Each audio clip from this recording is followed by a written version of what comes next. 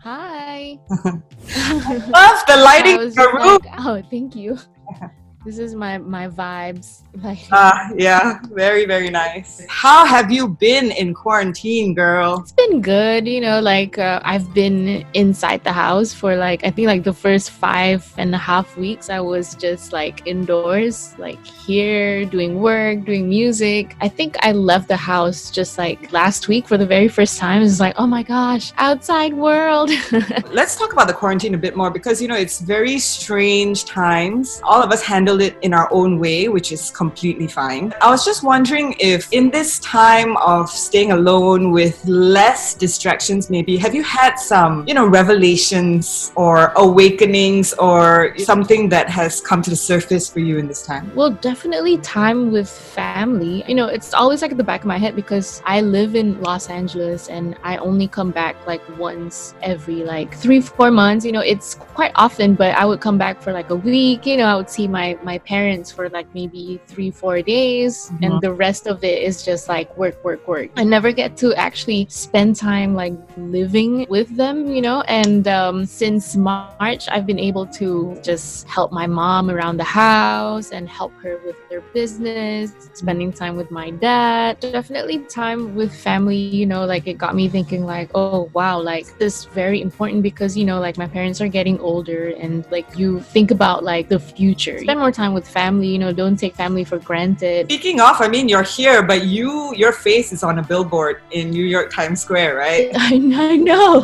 It never stops. No, like I always miss that. Like every time that happens, like with the album release, Spotify, they've been super supportive of my careers. They always do that. Whenever I do something, or like if it's like Asian Heritage Month, I'm always involved with anything Asian Heritage Month in the US. It's like a very special month where all of us have a chance to like promote our work and just be visible.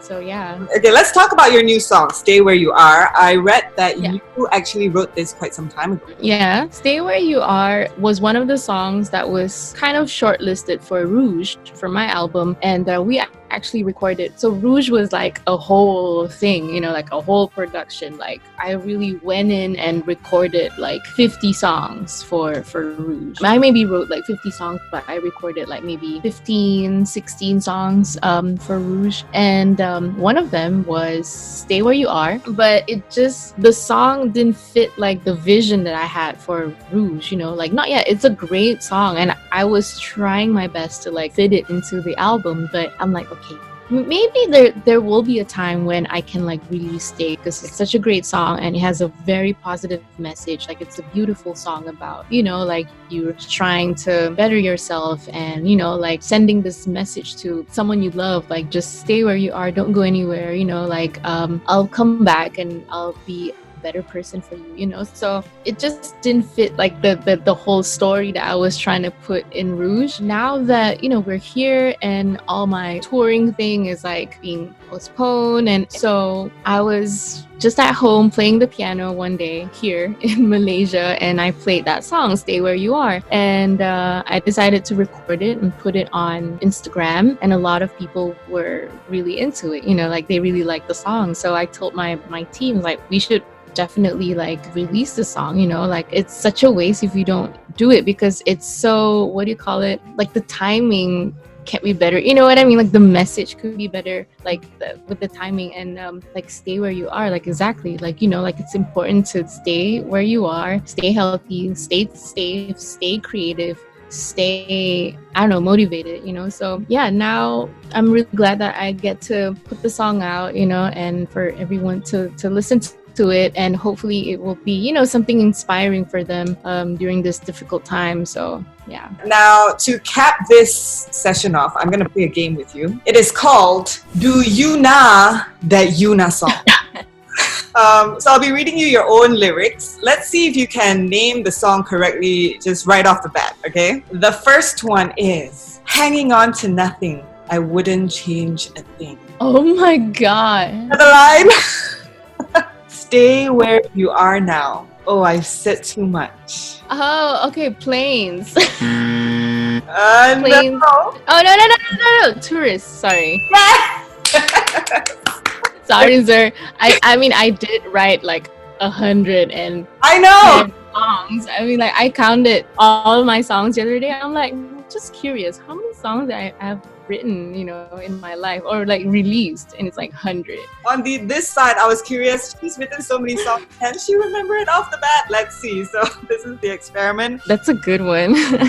The next one. Tell me if there is a way to fall out of love. All I do. Yes! I'm like, Favorite yes. song. My favorite songs from your album Chapters 2016. Of course, Oh, thank you. All right, the last one is when you want someone to hold on to, I won't be there. Someone who can. This is me like trying to like remember. Yeah. Melody, of course, from 2013. Processing the lyrics. Eternal. Well done. Thank you. Thank you. I'm So- like a whole like Yuna Google machine right now. Yeah, exactly. So you have proved the theory that even though you've written 100 songs, you can still tell which one it is from just 2 or 3 lines.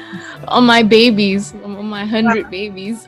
Well, thank you so much, Yuna, for taking the time off to talk to me. It's great catching up with you as usual. Thanks so much for having me. This is fun. Stay safe. I hope we can do this in person soon. Hopefully you too. Stay safe. Stay healthy. Bye.